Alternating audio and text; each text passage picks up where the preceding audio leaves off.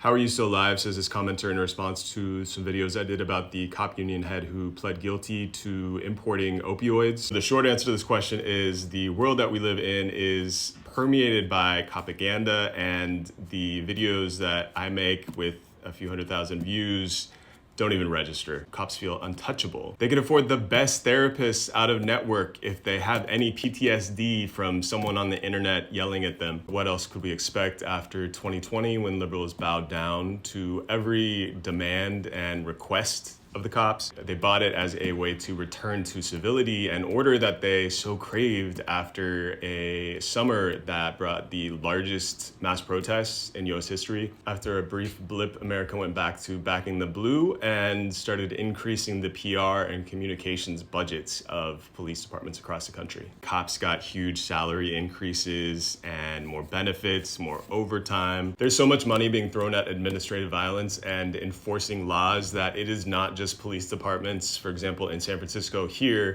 we have the police, we have the sheriff's department, we have park rangers, we have Urban Alchemy, which is a nonprofit contracting agency of people that basically act as security guards. We have private security. I always forget a couple. We have the Highway Patrol, we have the National Guard, and we have park rangers, as well as UC and CSU cops, City College cops, BART cops, Muni cops. Increasingly, they have their own fleets of robots and drones. I was thinking about how that money could be better used. For example, the UC system and CSUs were tuition free for over 100 years. Somehow cop budgets never face cuts. I also want to point out that the person in the videos that I made was being so reckless that the FBI did a whole sting operation around her. She was being so obvious and brazen in her dealings that the feds, who are, by the way, just cops by another name, they did the math and decided it was prudent to go in and arrest her. Think of how many police must be doing similar smuggling operations that the feds did not feel was a big enough threat to the legitimacy of the US to go in and do a sting around.